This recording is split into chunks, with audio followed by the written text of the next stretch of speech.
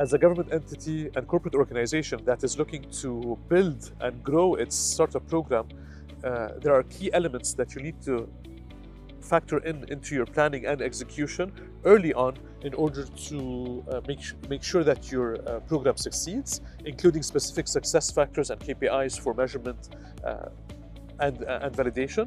And I've been involved in very different programs, and accordingly, I'm sharing from my experience from limitations that I've seen. And I thought what better way to do it than with the backdrop of the lovely city of San Francisco, in order to look at startups and ecosystem that we can look into growing in the Middle East. Objective of the program. Why are we doing this?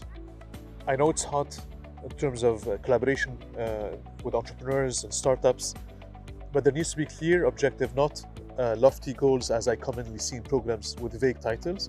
They have to be very clear.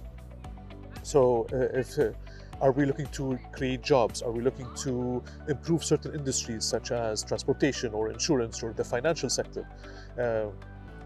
Very specific objectives definitely help structure the program and attract the right people and partners to work with the program. So defining that in a very specific, straightforward way. Structure of the program involves how do startups apply, what is the selection criteria, who from your organization needs to be involved, what type of partners do you need to involve with you, what mentors would need to be involved, how frequently do we meet, what's the application process, what are key deliverables and key milestones that need to be set by participants in the program, at what point do you need your upper management to be involved? Is it just during ceremonial events in the beginning and the end, or do they need to be involved in the middle? How frequently are they involved? What type of feedback are you looking for them? So those are key aspects from a structure perspective, from a program structure perspective, that it's important to outline from the beginning to set expectations with the different stakeholders, if there's somebody putting in the money, management, the startups themselves, the mentors, the partners. Finding the startups, how to source the startups. There are different ways to do it. The two most common ways that I come across is, one is a partnership with others in the startup ecosystem, such as incubators, accelerators, venture capital firms, certain colleges that have entrepreneurship classes. So that involves identifying who they are and then reaching out to them one at a time. It could be introductions via your network or a cold outreach to them. They tend to be more open than others to take meetings with people that they haven't met before. So reaching out to them directly. Keep in mind that this takes time. So you need time to identify them, you need time to reach out to them, time for them to schedule a meeting with you. So this aspect will need to be done well in advance. And also when you meet with them, you need to have with you clear expectations from them. We'd like you to nominate X startups. We're trying to solve these types of problems. This is the mechanism of the program. This is what's in it for you as an incubator, accelerator, or university, or so on. So those need to be done for the meeting. This way, when you have that first meeting, it's enough to establish that relationship. One meeting with clear expectations from them and clear benefits to them and the startups that they send your way is enough to get them involved in the program and get them to start to send you referrals for entrepreneurs and startups. Another common way involves running an ad campaign on Facebook, Instagram, Google, and others in order to raise awareness about the program and get people to participate. For that, you need digital assets such as a clear landing page that involves who needs to apply, what's the application process. So there needs to be clear messaging there, and you have to pay attention to small things like what is the primary message I'm trying to give them, not everything about the program, but the primary message I'm trying to give them. Who am I trying to attract? How do I target those? So you need the right partnership in order to target. You need the right settings and targeting on Facebook, Instagram, and others in order to target the startups for them to know about your program and apply. So those are the partnerships with others in the startup ecosystem, such as incubators, accelerators, university programs, venture capital firms, co-working spaces. In addition to running digital ad campaigns for raising awareness about the program targeting certain cities, and that are of interest for you, for people to apply in. Success criteria. How would we say that this program has succeeded? It is very important that you, as a program manager for the government organization or corporate organization who's running the startup program, it's very important that you set the tone and the success criteria for this. Because if you don't, somebody from management will, and it will be a high-level one because they're not necessarily involved as much as you are. So it's very important that you set the criteria for this. And the criteria needs to be multi-tiered. It cannot only be number of startups who were shortlisted, 2 or 3 at the end. It needs to have the full flow of it. So for example, how many people did we raise awareness to about the program? So you can count that by how many people visited your website, how many people viewed the videos that you've shared, email inquiries that you've gotten, and so on. So that awareness, quantifying awareness, is one success indicator. And for that, I'd have a target and the actual. This way, you can measure towards the end of the program the delta between the two. You could look at how many startups applied. So not vetted and filtered, but how many startups actually applied, what countries did they apply from, how frequently did they apply at the beginning and the end. So those are certain success criteria that you would look at for that aspect. How many mentors did we sign up? That's another success factor. How many partners did we sign up who are involved with us? How many mentor meetings have we done? How many demo days have we done? How many orientation sessions have we done? How many posts on social media related to that? How many videos were created? So each of those are success criteria for the program. So you'd have that indicator, target, and actual.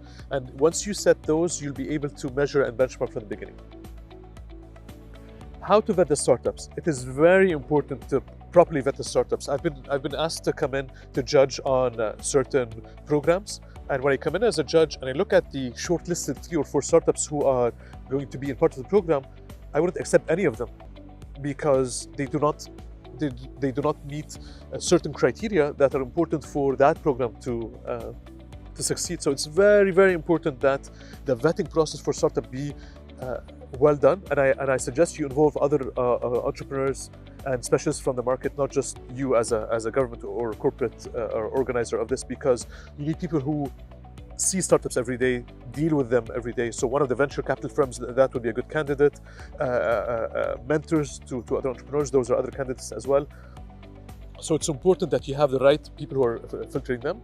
And second, you would tie that back to the program. Is your program about creating jobs? Is your program about improving a certain industry in the country or within your industry, such as insurance or financial? So based on those 2 criteria, so you have a good team that's vetting them and filtering them. And then you have general criteria that this way you'd be able to select more startups that tend to create more jobs or tend to be more specialized in the financial sector. Preparing the startups. All of the founders I meet with in these programs, they assume that they're fine. They come in with the same deck they've had for the last year or 2, the same PowerPoint deck that they have for the last year or 2, and they proceed to work with it, and they assume that works well for you and the different stakeholders. I strongly recommend that you spend effort and energy to prepare startups. So I've been brought in on programs where my role is to look at the program objectives, to look at who are the stakeholders, and then prepare the startups to pitch for that. And I've always struggled with them to change their mindset, and this is why I'm flagging this, is they love their 20-slide deck. They don't want to change anything in it. They feel that it's working for them. Get them to change only 2 or 3 slides is an effort. So it's important that you to allocate time and effort from your side as part of the program in order to make sure that they are being prepared, and there are certain slides that are put in that are important for your stakeholders, for your demo day, for your management that's filtering this out, for matching them with other corporations. So those are very important components from a preparation perspective, so that when you have your public days and events, that the audience and the stakeholders feel that the startups that you're showing and that you've been working with over the last period have been prepared. It's not you filtering out 2 or 3 and just putting them in front of everybody and wasting everybody's time. Procurement. When it comes to procurement, especially if you're government entity or corporate organization, procurement are not used to working with startups. The programs that I've seen is they ask the startup for 3 years audited statements, and the startup is a year and a half old. 1 year of those, the founder was working out of his or her home.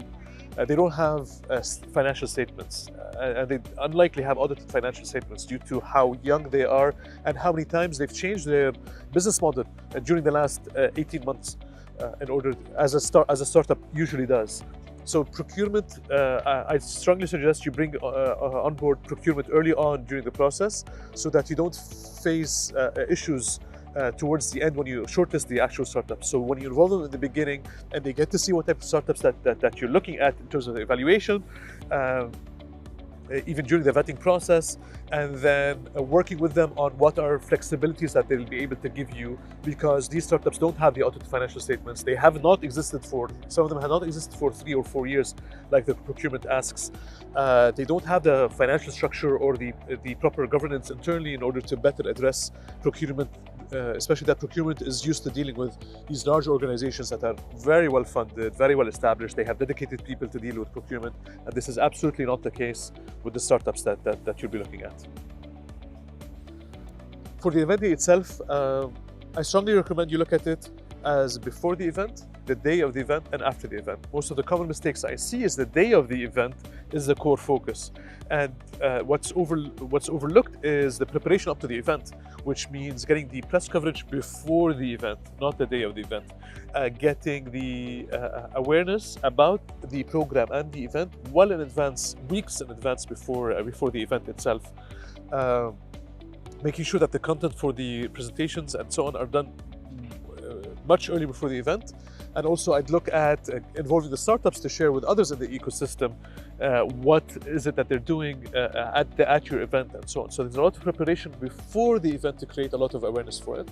The day of the event, you're free to get an outsourced company to help you with the organization, or do it yourself with your team.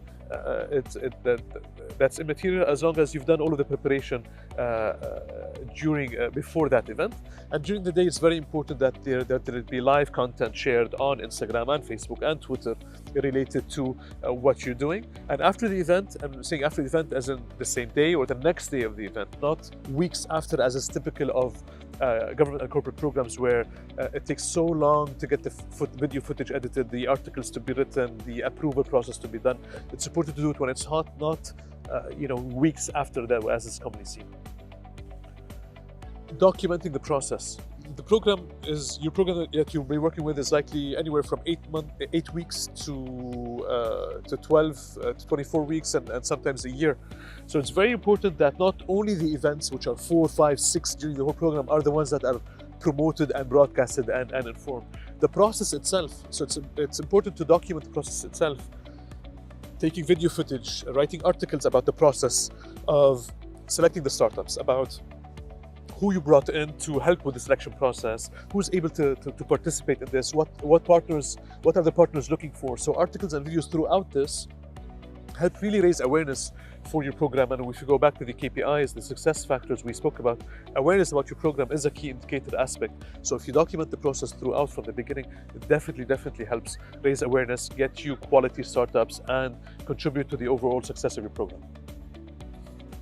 So startup-specific things to point out as well is if you have startups that are more hardware-centric, more than software-centric, or if they're more business-to-business, it is important to keep in mind that these types of startups require an extensive amount of time, more than the consumer-facing startups. Consumer-facing startups, if they have a model and if they have a product, they can go to market much quicker. But with business-to-business life cycles, it takes anywhere from 4 to 6 months to advance certain aspects. When it comes to hardware startups, you're looking at sourcing the components, doing some R&D, identifying partners in China and other countries in order to look at doing the manufacturing and the assembly and so on. So those tend to be a little bit more complex.